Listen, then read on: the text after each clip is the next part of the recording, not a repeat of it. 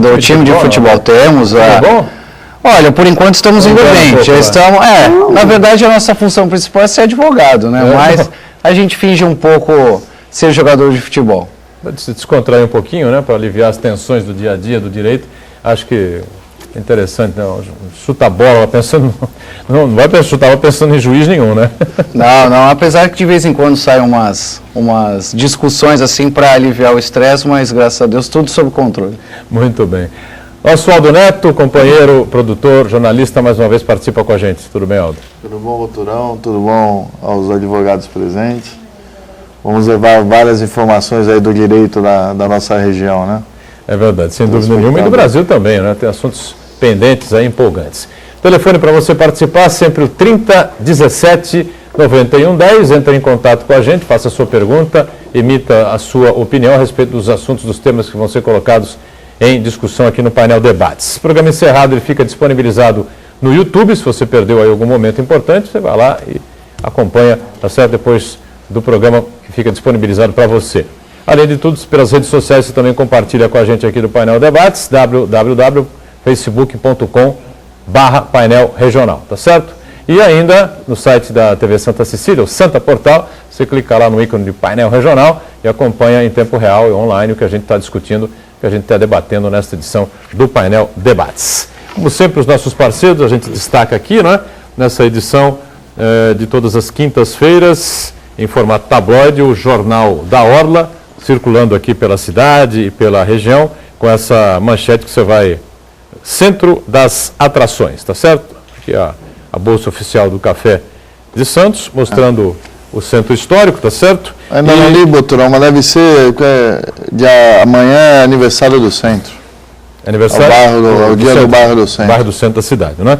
E o Jornal da Orla, portanto, faz uma referência importante a esse aniversário e destaca aqui, na página 2, um programa de segunda-feira, né, com a participação do secretário de Saúde de Santos, que trouxe informações importantes a respeito do Hospital dos Estivadores, enfim, 100 milhões por ano, né, a Prefeitura vai ser obrigada a gastar para custear os estivadores e outras questões interessantes também relativas à entrevista e ao debate que nós tivemos aqui na presença do secretário de Saúde, o Aldo participou também, e o jornalista Marcos Santana, que esteve conosco aqui, portanto, na página 2 dessa edição do Jornal da Hora.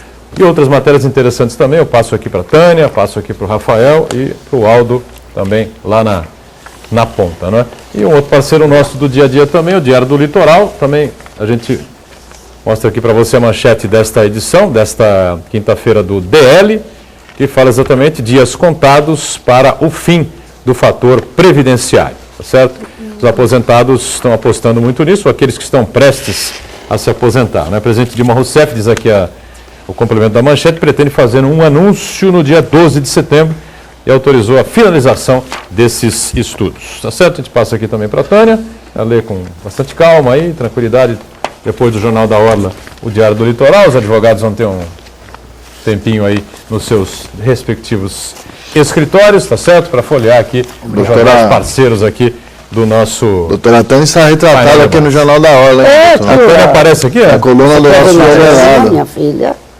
E aqui é o... A Tânia Machado, na festa da OAB, é isso? Dos 80 anos da Ordem, que teve uma festa belíssima, lá no Mendes Convênio. Coluna do nosso JB, né? Coluna do João Bernardo, na página central dessa edição de quinta-feira do Jornal da Orla. Prefeito. Prefeito Paulo Alexandre também compareceu. Toda a diretoria da Ordem e a nossa comissão social, aqui a Veridiana Machado de Sá Ferreira e as demais. Veridiana Machado de Sá Ferreira, por coincidência, filha de Tânia Machado de Sá, não é verdade? Isso. Então tá certo, aqui na coluna, só para a gente não perder aqui o gancho, né? O presidente... O Julião, Rodrigo Julião, né? A diretoria está colocada aqui, né?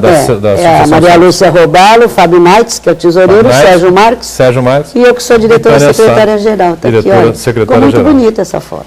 Legal. A gente vai falar sobre os 80 anos da OAB, né? E mais importante, essa instituição constitucional, né? Que é feita pelo país, participado aí de momentos importantes, né, da vida do Brasil, inclusive a gente relembra aí o impeachment do Collor, a OAB também teve uma atuação importante, né, nesse momento, enfim. Mas eu queria destacar nessa abertura um tema, eu sei que muita gente vai ligar para cá para perguntar sobre isso, né? Para falar sobre esse tema que é na pauta nacional. retomado o julgamento do escândalo do Mensalão, né? E as pessoas, Tânia e Rafael, é uma pergunta fácil para vocês responderem, né? As pessoas querem saber o seguinte, afinal, o pessoal que foi condenado vai pagar ou não vai pagar? Vão ser presos ou não vão ser presos? Está todo mundo querendo saber. Você quer falar? Passo para você, Tânia. É o seguinte, é que as pessoas têm uma ideia errada, né, do que seja no direito penal a condenação, né? E o Rafael faz até mais o direito penal do que eu e pode me corrigir se eu estiver errado. Já. Então, veja bem, as prisões que às vezes a gente vê na mídia, fulano foi preso, o juiz decretou, são prisões cautelares, né? Então, o cidadão é preso cautelarmente para evitar aquela série de possíveis ameaças previstas na lei, né? Ameaça à testemunha, fuga e outras.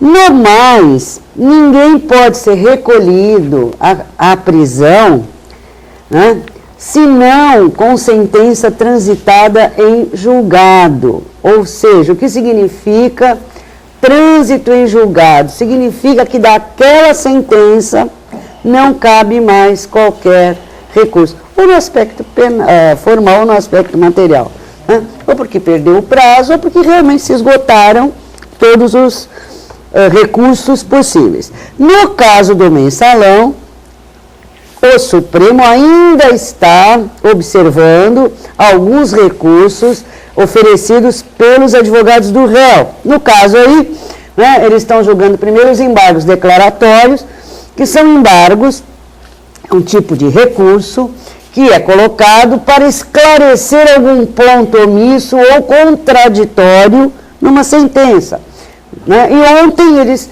apreciaram, se não me engano, 4 ou 5 recursos e rejeitaram todos. O pressuposto é que a tônica seja essa, com relação aos embargos de declaração.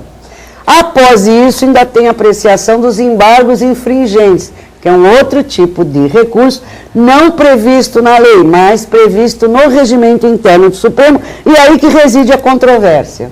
Se vai não é previsto em lei, mas é previsto onde? No regimento interno, né? No regimento interno do Supremo. Do Supremo. Do Supremo Tribunal. Na lei não, né? Então, como era aplicado pelo regimento interno, a discussão é: o Supremo vai continuar utilizando esse recurso previsto ou entende que o regimento interno foi revogado porque a lei não faz a previsão? Tá? Isso é um ponto. O outro ponto é que não há certeza quanto ao entendimento, né, dos novos juízes que assentaram agora, o Theo e o Barroso, né?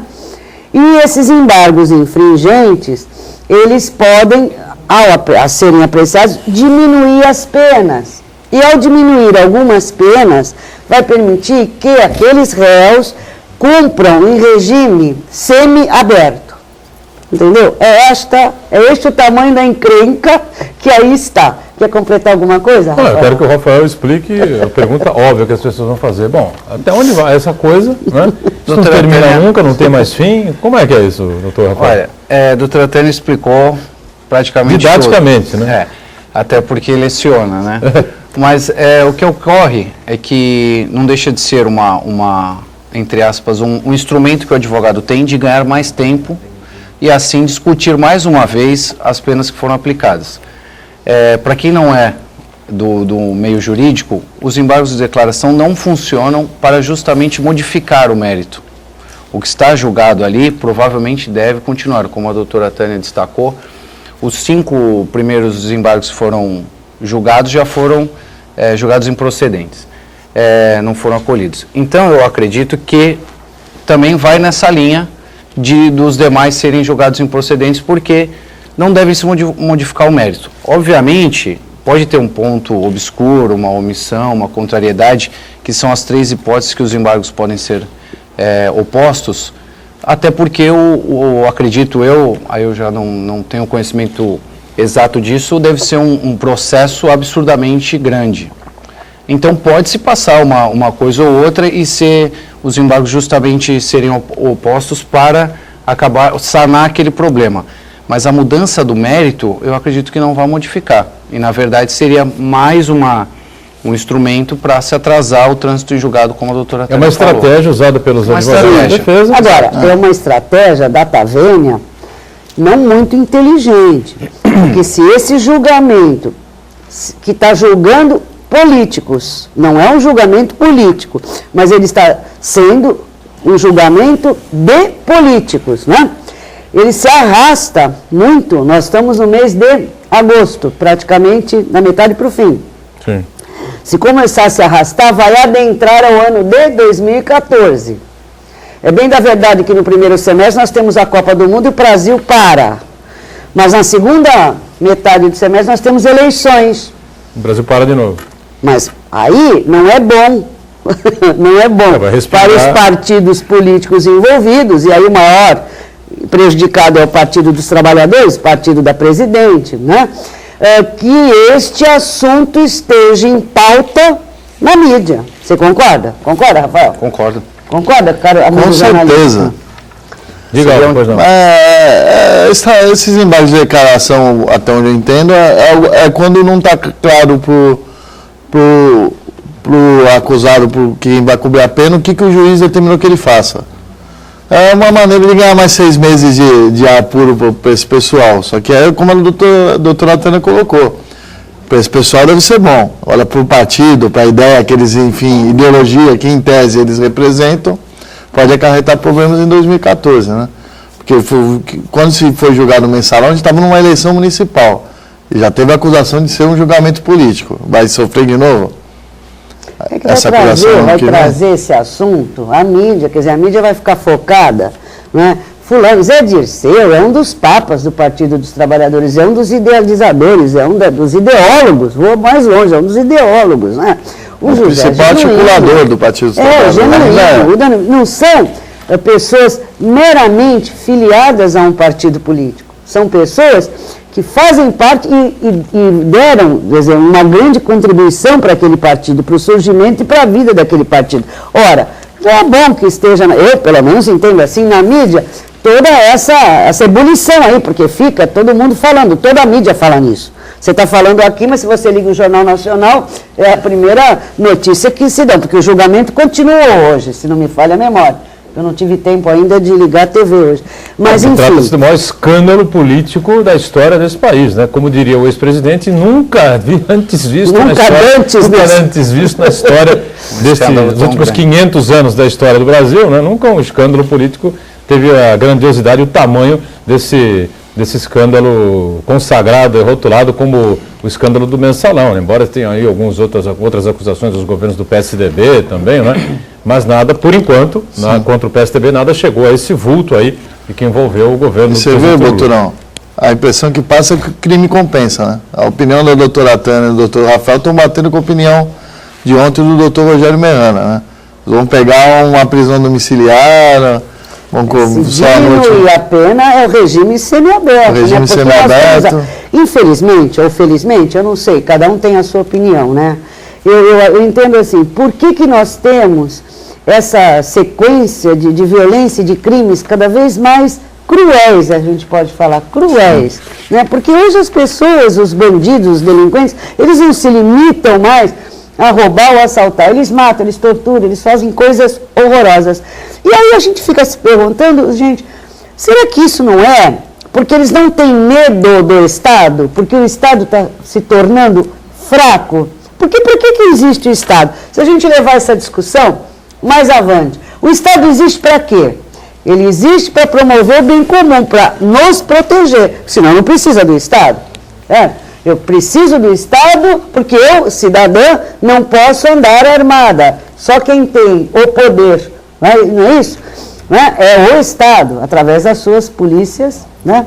Das suas polícias. Eu não posso. Então, o Estado está aí para nos proteger. À medida que ele se vê impotente para isso, ou seja, eu pergunto a você, por que eu preciso do Estado? As leis são muito fracas, porque, olha, outro dia saiu em toda a mídia que o assassino do Glauco, aquele cartunista, está solto. O crime ocorreu há menos de 2 anos, 2 anos e alguma coisa.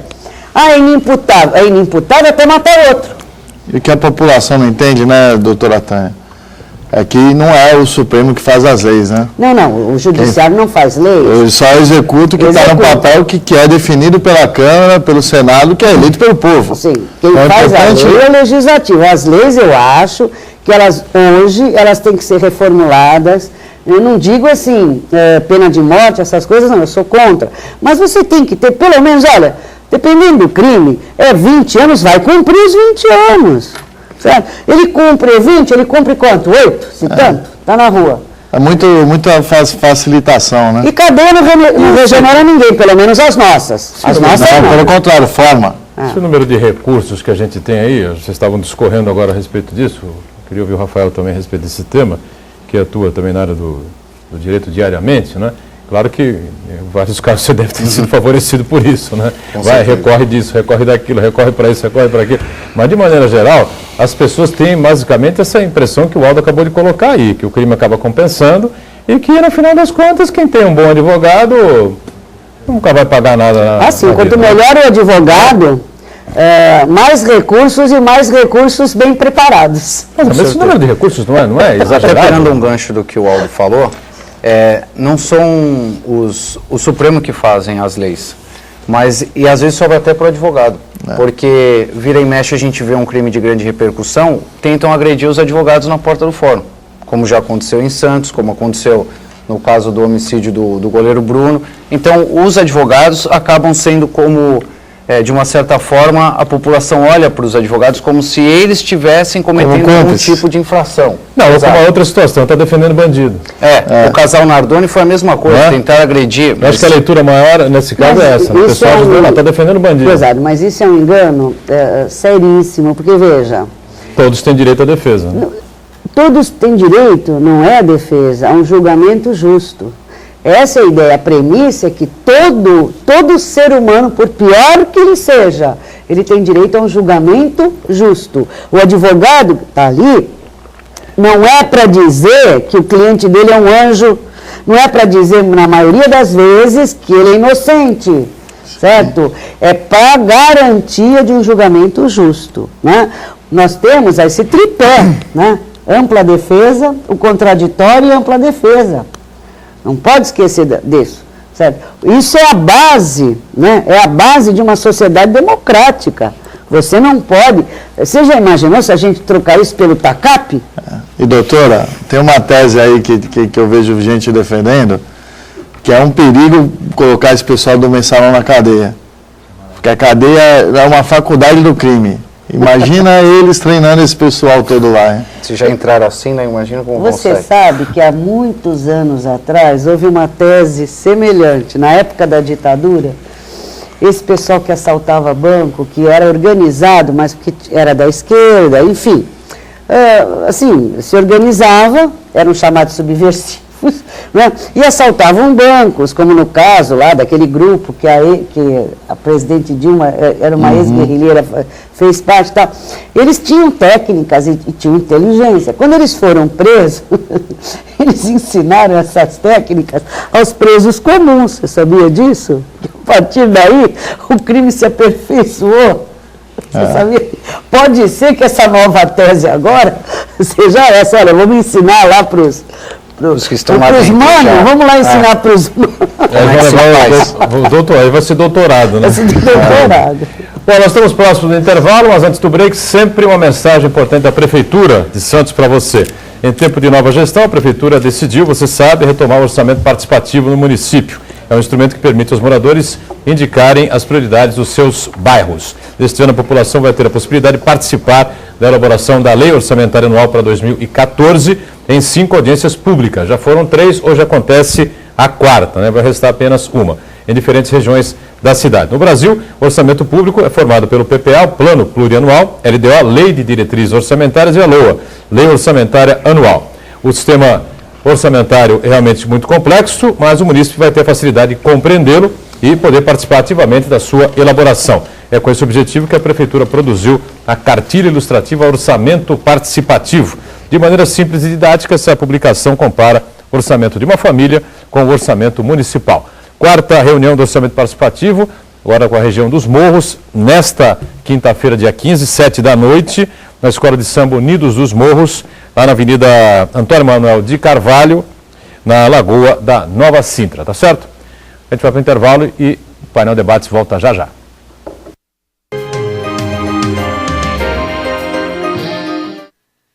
Dizem que ter um trevo de 4 folhas dá sorte. Pois é, pra mim deu e muita.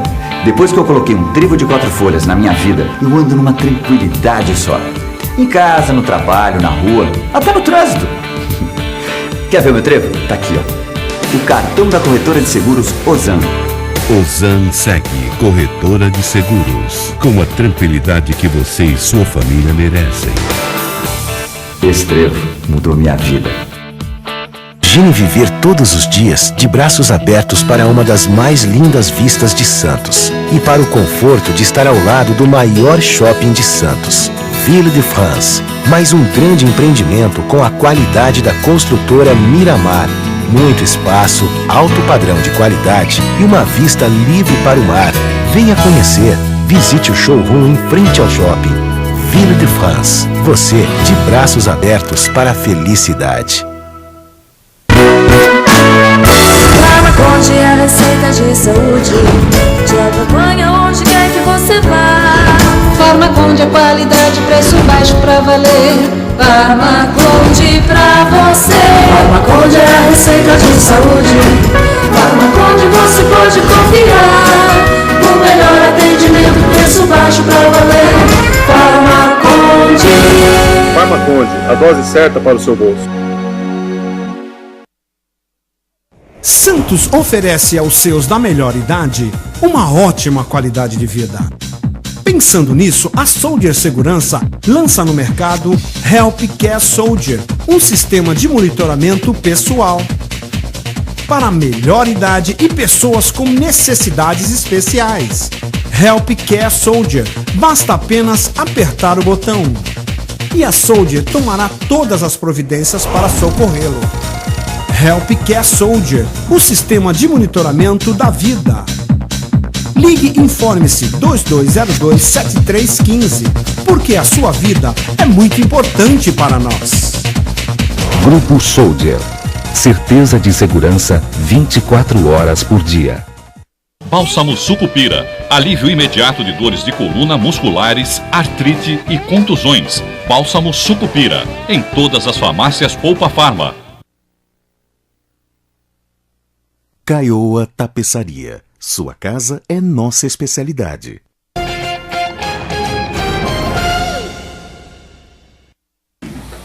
Estamos de volta, segundo bloco do Painel Debates. Com prazer conversando aqui com a doutora Tânia Machado de Sá, ela que é a secretária-geral, não é, da subseção aqui da OAB de Santos, com Rafael Meirelles de Paula Alcedo, advogado também, especialista na área civil, né? Trabalho, processo do trabalho, é isso, não é, Rafael? Isso, correto. Muito bem. E o nosso Aldo Neto, mais uma vez, colaborando e participando nesta edição também com a gente. Lembrando sempre o telefone 3017-9110 e também as redes sociais à sua disposição para você entrar em contato e participar conosco. Olha só, a OAB completou, a OAB, né, a própria ordem, né, completou 80 anos. Né, a subseção aqui de Santos é uma das mais antigas, né? É a mais antiga. É a mais antiga. São Paulo foi criada, e logo em seguida Santos é a segunda subseção do Estado, é número 2, ela é de 1933, ela tem uma história, né, e inclusive nós contratamos uma jornalista, a diretoria contratou uma jornalista, ela está fazendo um levantamento da história da OAB, através das atas, desde a ata de fundação, e tem algumas coisas interessantes, né? A revolução, o golpe do Getúlio de 37, né? A OAB aqui se insurgiu, né? O Ariosto Guimarães foi preso. Então tem umas histórias muito interessantes a serem contadas nesse livro, que vai procurar demonstrar um pouco da importância e da participação da OAB, da subseção de Santos. Você sabe que a nossa subseção, Boturão, ela é maior que muita seccional que existe no Brasil. Verdade. Imagina. Nós temos hoje 3 casas de advogado, um centro de esporte e lazer, 7 salas de apoio, 70 funcionários, veja, não é pouca coisa, né? Criamos o CAD, o Centro de Apoio à Certificação Digital, que é uma novidade que entrou, né? E que está causando, assim, algum transtorno ao advogado, né? O peticionamento eletrônico. Nós temos uma coisa que só tem em Florianópolis e, se não me falha a memória, no Rio, mas nas sedes, nas seccionais, que é o escritório compartilhado, né? Que é uma ideia de que o jovem advogado, ou mesmo aquele advogado que se forma, às vezes não tem condições econômicas de ter um escritório, porque hoje um escritório tem um custo alto.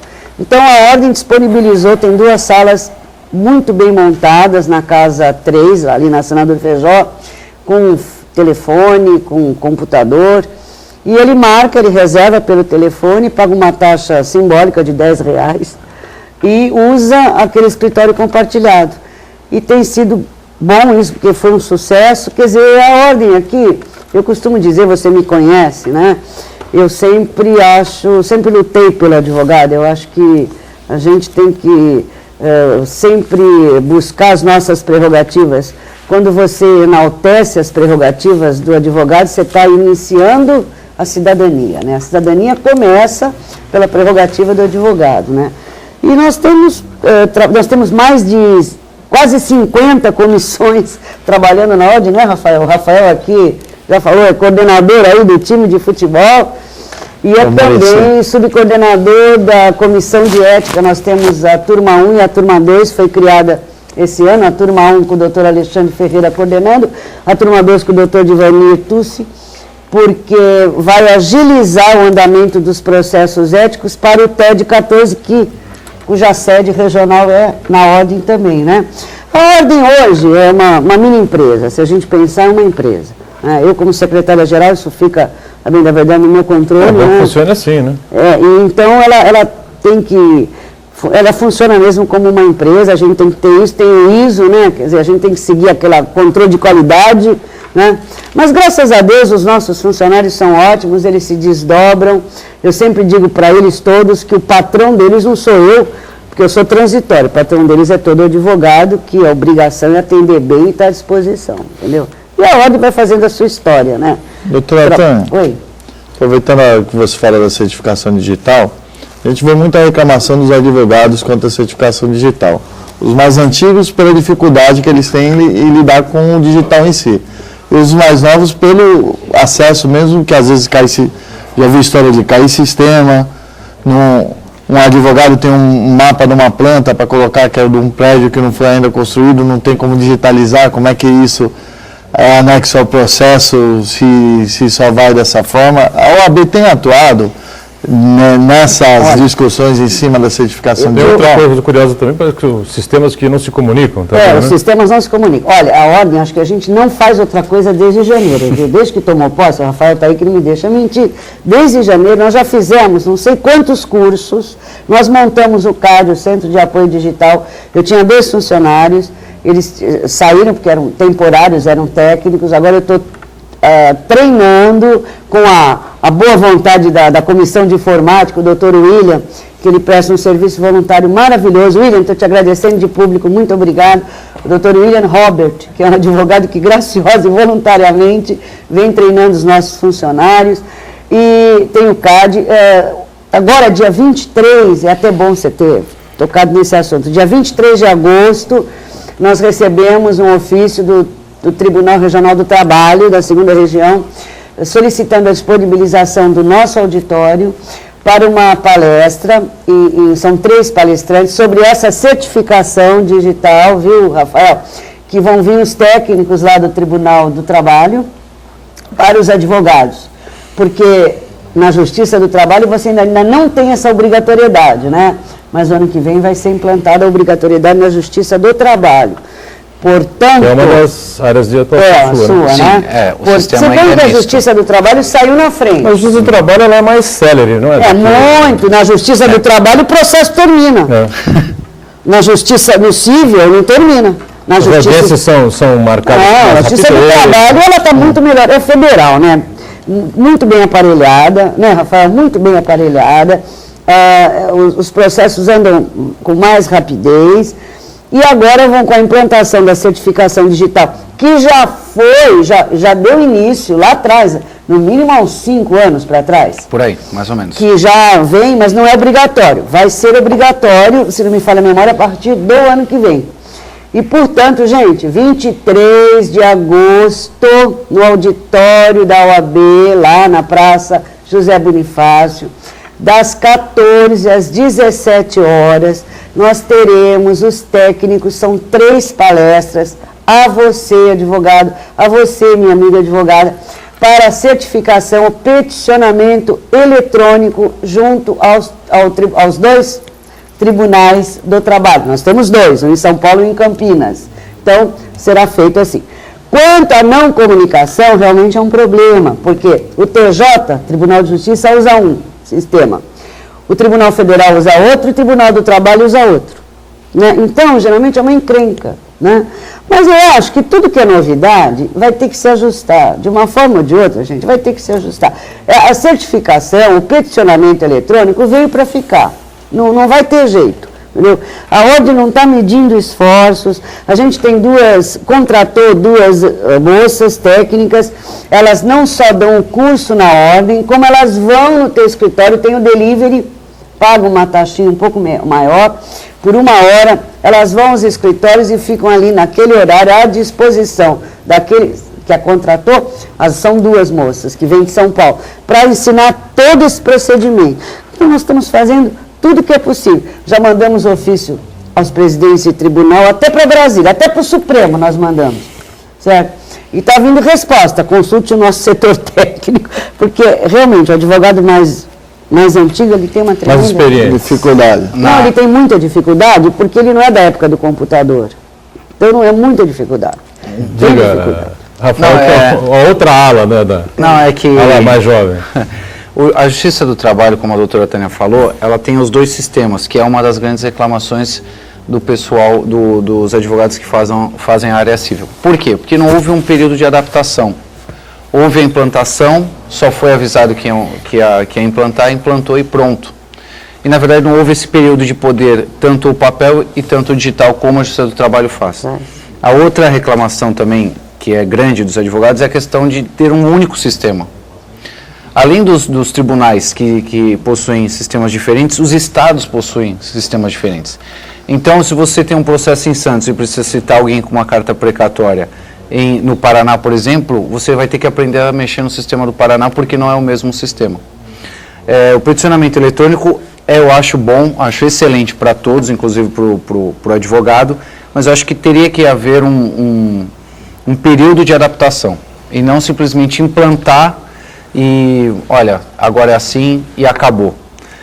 Como o Aldo falou também, há algumas dúvidas ainda que imperam entre tanto aos advogados quanto aos promotores, os juízes e funcionários também, que os funcionários tiveram curso, mas mesmo assim a prática do dia a dia que acaba ensinando mesmo. E os processos físicos acabam agora, já não eram muito rápidos. Vamos ser educados.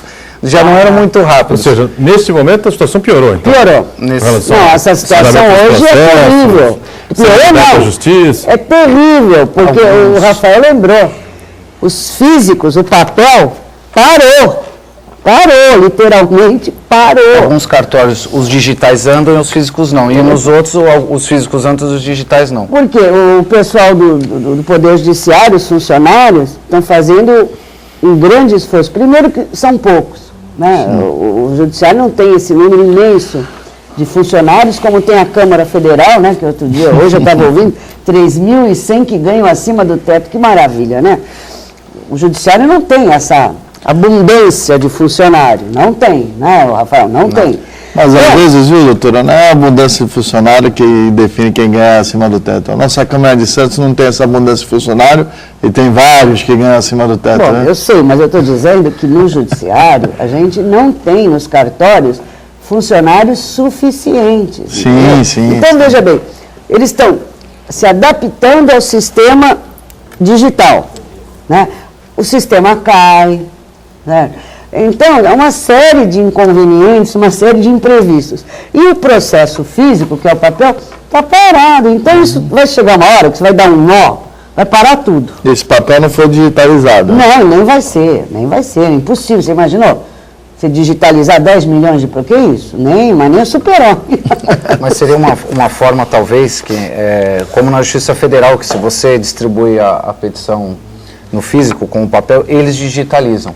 Mas, como a doutora Tânia falou, é federal, né? O orçamento é maior, o sistema é maior e mais funcionários. E o estadual não acontece isso. E pegando um gancho do que você falou, a questão da planta, se há uma construção, tal, aí você tem que saber o provimento do tribunal que diz sobre aquele assunto. E aí você faz um depósito no cartório sobre aquela planta de imóvel e se refere no processo. Ou seja, o advogado, além de ter que saber a lei que vai usar, estudar o processo que vai fazer, ainda tem que saber todos os provimentos do tribunal para saber como vai fazer com certos documentos. Fica uma coisa que... Não, e nessa história toda, sabe o que acontece? Eles vão na ordem todo dia para perguntar. A gente recebe um sem número de consultas, por isso que eu estou falando, abençoado William Robert. Agora, por que a Justiça Federal ela tem essa celeridade, esse aparelhamento maior? Olha para mim, você conhece isso aqui? Tudo bem, eu conheço. Dinheiro, investimento. Mas por que o governo federal investe mais? Porque a União tem mais dinheiro que os Estados. Sim, os Estados vivem de... Nós não somos uma federação. Nós somos uma federação no papel. Sim. Certo? O nosso pacto federativo inexiste. Os Estados... quer ver uma coisa absurda? Se você parar para pensar o tamanho do absurdo, nós somos uma... O que é uma federação? Uma federação é um tipo de Estado que tem a união de Estados independentes, certo? Nós não somos. Com autonomia política e administrativa, ok? Isso aqui conceitua uma federação. Tudo bem. Então você pega assim, qual é as leis que vigoram no Brasil, na sua esmagadora maioria? Leis federais. Locação, defesa do consumidor, Código Penal, Código Civil, Código Tributário e vou ficar falando o dia inteiro aqui. Leis o quê? Federais, ok?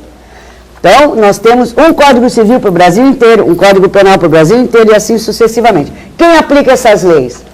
Rafa, quem aplica essas leis federais, na sua esmagadora maioria? A Justiça Estadual.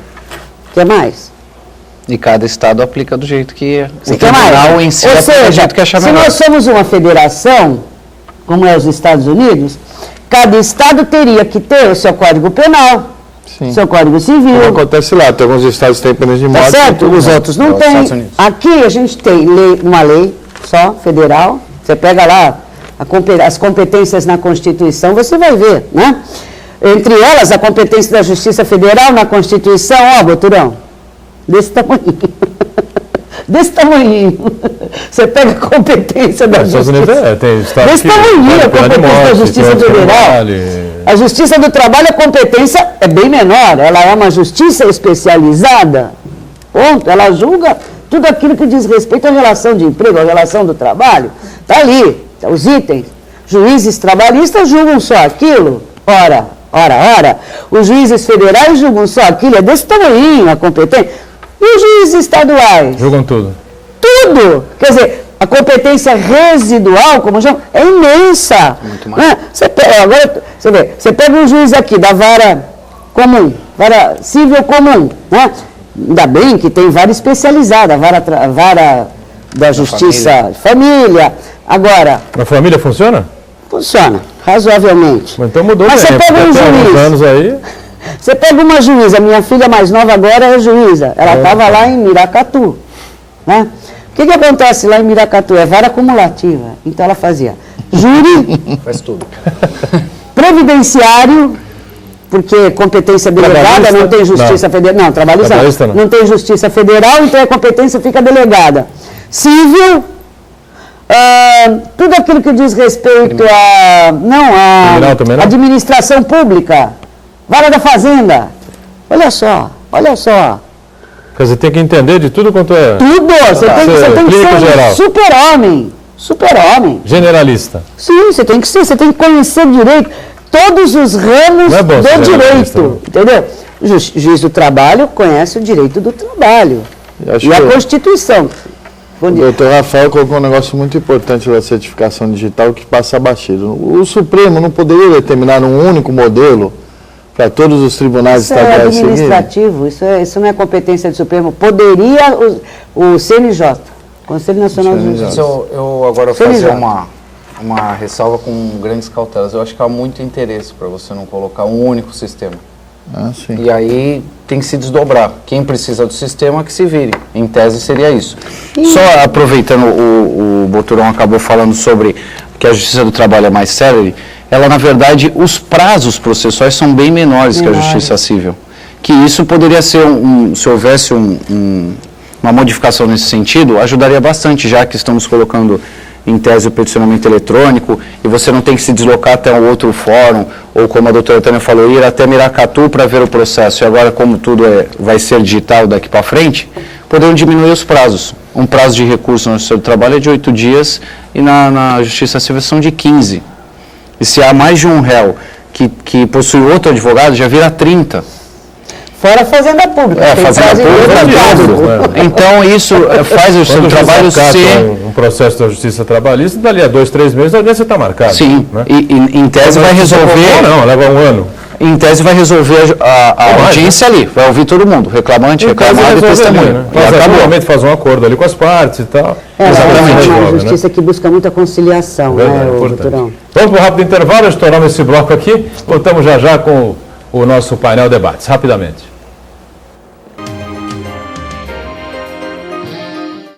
Imagine viver todos os dias de braços abertos para uma das mais lindas vistas de Santos e para o conforto de estar ao lado do maior shopping de Santos, Ville de France. Mais um grande empreendimento com a qualidade da construtora Miramar. Muito espaço, alto padrão de qualidade e uma vista livre para o mar. Venha conhecer. Visite o showroom em frente ao shopping. Ville de France. Você de braços abertos para a felicidade. Farmaconde é a receita de saúde. Te acompanha onde quer que você vá. Farmaconde é qualidade, preço baixo pra valer. Farmaconde pra você. Farmaconde é a receita de saúde. Farmaconde você pode confiar. O melhor atendimento, preço baixo pra valer. Farmaconde. Farmaconde, a dose certa para o seu bolso. Santos oferece aos seus da melhor idade uma ótima qualidade de vida. Pensando nisso, a Soldier Segurança lança no mercado Help Care Soldier, um sistema de monitoramento pessoal para a melhor idade e pessoas com necessidades especiais. Help Care Soldier, basta apenas apertar o botão e a Soldier tomará todas as providências para socorrê-lo. Help Care Soldier, o sistema de monitoramento da vida. Ligue e informe-se 2202-7315, porque a sua vida é muito importante para nós. Grupo Soldier. Certeza de segurança 24 horas por dia. Deixe sua festa ainda mais gostosa com a Sabor em Dobro. Experimente nossos doces e salgados com gostinho de comida caseira e conheça os nossos kits. Delícias que fazem a alegria da sua festa com sabor e economia. Comemore o seu evento no Espaço Buffet Sabor em Dobro. Um amplo salão aconchegante com serviço de garçom e brinquedos para as crianças. Sabor em Dobro, agora com Disque Pizza a partir das 18 horas. Avenida Almirante Tamandaré, 253 Macuco. Fone 32719912. Caioa Tapeçaria. Sua casa é nossa especialidade.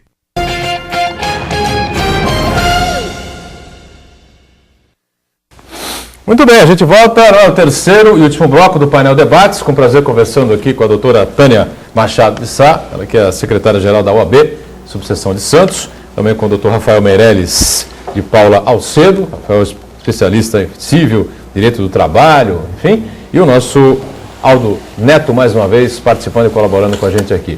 Algumas perguntas, eu já abro aqui para o Zé Roberto, lá da Praia Grande, não é? Diz assim, Tânia, o que dizem que menor não comete crime, comete ato infracionário. quer saber qual é a diferença. É verdade isso, né? Bom, a lei fala ato infracionário, infração. Infração, né? Ato infracionário, porque é menor em tese, seria ainda inimputável, não teria discernimento, etc. A mim me parece, viu, que esse nosso Estatuto do Menor, ele deveria ser adequado a uma nova realidade que tem hoje no mundo. Eu não digo nem só no Brasil, no mundo, porque pouquíssima gente sabe, que essa idade de 18 anos, ela foi tirada, tão logo se formou a ONU, né, e se pegou como base o biotipo europeu. Daí a razão pela qual se estabeleceu como 18 anos a idade para a dita maioridade no âmbito penal. Baseou-se no biotipo europeu e vocês sabem que o adolescente europeu ele é bem diferente, ele é mais, digamos, mais tranquilo, né? Mais, digamos, mais infantil, né? Então esse biotipo foi o que ensejou esta colocação e posteriormente todos os tratados. Hoje a realidade é outra, absolutamente diferente, né? E o que me deixa assim mais triste, né, é que você vê menores cometendo atos terríveis, sabendo que não serão imputados a nada porque têm 17 anos. Agora eu te pergunto, qual é a diferença de um galalau de 17 anos e 10 meses de um de 18? Nenhuma. Aqui no Brasil nós somos tão incoerentes que nós permitimos ao menor de 16 votar, exercer o dever da cidadania, um dever político, é bem verdade que é facultativo, mas o Estado permite que ele tenha essa escolha, que é um ato importantíssimo, né? Ele vai escolher o seu representante, né? Aquela representação, e no entanto permite, veja, que o menor, porque tem 17 anos, possa cometer... mas ele fica preso 3 anos. Bom, e daí? E daí, te pergunto? Está fazendo faculdade. Entendeu? Eu acho que isso tem que ser olhado, entendeu? Com muito carinho, com muita atenção, porque, como eu digo, isto só propicia, certo, o aumento da criminalidade, porque não se tem medo do Estado. O Estado é para ser temido quando ele existe para proteger o cidadão. E não se teme o Estado. Nós só tememos uma coisa nesse país, é o imposto de renda. Porque o bolso é a parte do corpo que dói mais. Agora, você seria o quê? Favorável a uma redução? Completamente. Uma reformulação dessa... Porque existe uma discussão muito grande no Brasil se isso seria cláusula pétrea, entendeu? Não poderia ser reduzida, etc. Então, para evitar uma discussão maior, vamos reformular a lei. Vamos aumentar o tempo de internação.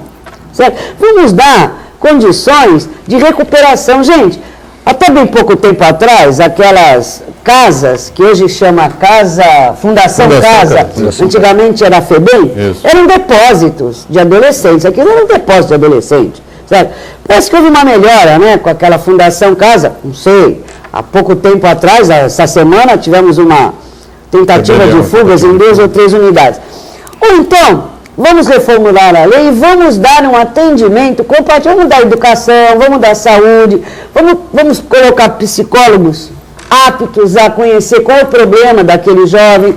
Se não, gente, é brincar de Poliana. Lembra da Poliana? Claro. O jogo do contente, faz de conta que está tudo bem? Rafael, penso que a respeito desse tema polêmico aí. A gente que milita no direito, a gente vê todo dia menor sendo preso e sendo solto. Não importa, só o crime de muita gravidade, mas para quem advoga ou para quem, por algum outro motivo, está no plantão judiciário de um sábado ou de um domingo, quando o fórum funciona meio período, os autos infracionais chegam na madrugada, que são cometidos, em 90% dos casos, os pais chegam e levam o menor. Daqui a 2 meses ele está lá de novo. Por quê? Porque ele sabe que vai ser solto. Como a doutora Tânia falou, além de aumentar a internação, tem que ser uma medida mais enérgica, mais efetiva. Cometeu, vai ficar internado.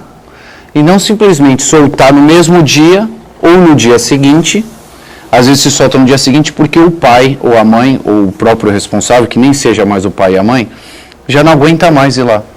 Então ele fala, eu já ouvi diversos casos, eu não faço, hoje em dia eu não faço mais área criminal, mas eu já fiz, não cheguei a pegar casos de menores, mas cheguei a pegar um caso que o preso foi o pai e o filho. O filho já estava solto em 2 dias e foi testemunha do pai, o pior de tudo, porque são processos distintos, um correu na infância e juventude e o outro correu na vara criminal. E o juiz, que eu me recordo muito bem hoje, se não me engano, na 4ª criminal, me lembro até o nome da doutora juíza que ainda está lá, como saber que não poderia ser preso, então o próprio menor queria intimidar o próprio juiz, porque sabia que não ia ser preso, como testemunha. Então, além das reformas que a gente deveria ter na lei e da internação do menor, teria que ser mais enérgico. Eu não acho que vai adiantar você reformar essa parte do aumento ou da diminuição da maioridade, mas se não for mais enérgico e manter a pessoa lá reclusa, no caso. Muito bem. Aldo, quer completar com alguma coisa? Quem defendeu também a redução? Não? Quem levantou essa bandeira recentemente foi o governador Geraldo Alckmin, né? De aumentar a idade, reduzir a idade penal. Eu acho que isso é o que a população pede também, né? Tanto garoto cometendo crime, botando fogo em dentista dentro do consultório depois de assaltar, atirando depois de pegar a bicicleta aqui na Praia Grande, precisa ter um nível de crueldade que aumenta, né, cada dia. A crueldade a crueldade não tem idade, né, Boturão? Acho que precisa fazer essa redução, precisa se rever, acho que toda a legislação nacional, não só da área dos crimes, mas geral. É preciso ter essa renovação porque a população, a civilização avança. Se a lei não avança junto, a gente vai ficar sempre empacado com como defasagem sempre, né? Como a gente viu hoje aqui no programa. Valdomiro Trento, mais uma vez conosco, diz assim: Tânia Sá, em 1974, o Brasil e a América Latina sofreram grandes transformações políticas, sociais e econômicas. Muitas lideranças surgiram após o ano 2000. É isso que está incomodando velhos interesses que estão sendo hoje contrariados? Boturão, Cunha, Guarujá. Essa eu não entendi. Não entendi. Olha, melhor a gente parar na interrogação ali para a Tânia. Vamos lá. Os interesses hoje seriam contrariados? Eu não sei, seu Valdomiro, né? Não sei. Mas eu acredito que a sociedade hoje, ela evoluiu muito. Hoje nós temos a comunicação numa velocidade, eu diria, quase igual a da luz. Você hoje compra um aparelho desse, daqui a 3 meses ele já está obsoleto, já tem outro mais moderno, com mais tecnologia, veja bem. Isso tudo, a informação hoje leva, veja, a você tomar conhecimento das coisas com muita rapidez. O modo das pessoas, o comportamento, a tendência é mudar realmente, entendeu? É mudar, né? Hoje você já não é como olha, o que se faz hoje não se fazia 10 anos atrás, eu não preciso ir muito longe. Então, eu acho assim, alguns valores, é óbvio, permanecem, mas a evolução da sociedade, ela é dinâmica. Então, eu acho que a gente, às vezes, tem que acompanhar. Se elas não acompanharem essa dinâmica, elas são meramente letra morta. Por isso que aqui no Brasil, o povo tem um ditado que é muito interessante: essa lei não pegou. Né? Como se uma lei, você pudesse argumentar, ela pegou, ela não pegou. Aqui diz que não pegou. Então, eu acho que essa dinâmica tem que ser respeitada. Infelizmente, o nosso legislador, ele pensa muito mais em si mesmo, no individualismo, no seu próprio proveito, do que naquilo que ele foi eleito para fazer. Certo? Eu chego até a duvidar, às vezes, da necessidade de uma existência, de um poder legislativo tão caro, mas tão paquidérmico, que não anda, que não atende ao anseio da população. Vide manifestações de ruas ocorridas em grande escala nesse mês de junho. Alguma coisa não está certa, alguma coisa não está bem. Rafael, por favor. Acompanhando o raciocínio da doutora Tânia, algumas leis já chegam atrasadas. Elas não chegam já acompanhando a evolução do mundo. Posso citar, ao meu ver, a Lei Maria da Penha. Ela prevê uma situação protetiva para a esposa quando há uma agressão de um homem. E quando há um casal do mesmo sexo? Não podemos mais tapar assim, os olhos de que isso não ocorre. E aí eu já ouvi, conversando com promotores, que na audiência ele tem que se desdobrar para entender quem agrediu quem seria o agressor, quem seria agredido, porque a lei já chegou ultrapassada.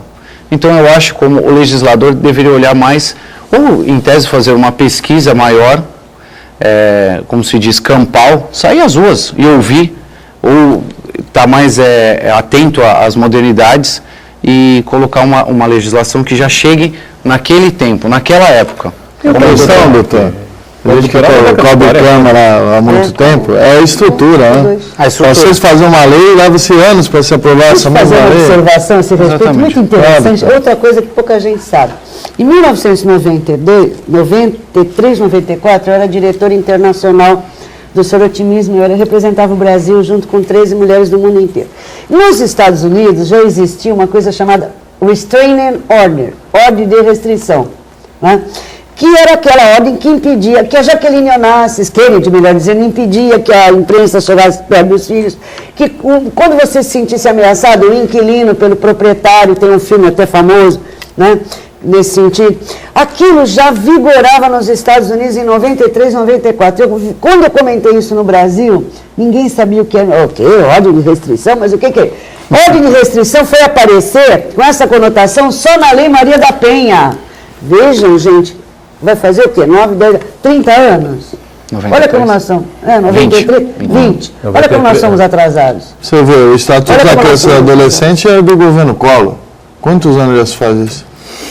20, e você diz que é moderno. Como pode ser moderno? Não, o Estatuto, acho que não me falha a memória, de... 92. Isso aí. O ECA de 90? Eu acho que é de 1990, né? 90. Exatamente, primeiro ano do governo Collor, né? Fatídico governo Collor, que durou 2 anos. De triste memória. De triste memória, lamentavelmente. Bom, agora entendi, o Cunha do Guarujá diz assim, Boturão, parabenizar os vereadores do Guarujá que foram a favor dos 10% do refis, é isso, dos procuradores.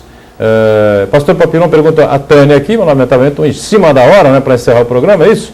E fica meio complicado aqui para a gente passar essa pergunta aqui, lamentavelmente. Tânia Sá, um prazer receber você mais uma vez, como sempre, tá certo? Colocações importantes, explicações sempre oportunas aqui para a gente.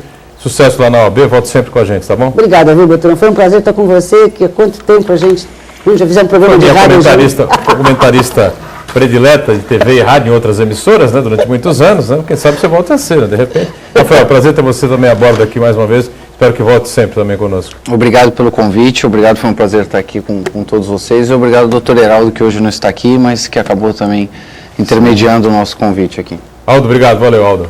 Obrigado, Boturão, aos nossos causídicos presentes e ao telespectador. Né? Muito bem, os causídicos presentes, também aqueles ausentes, obrigado por estarem com a gente. O Painel Debate fica por aqui, sempre com a reprise às 8 da noite. Amanhã voltamos às 1h30 da tarde e às 22 horas o Painel Regional. Obrigado, tchau.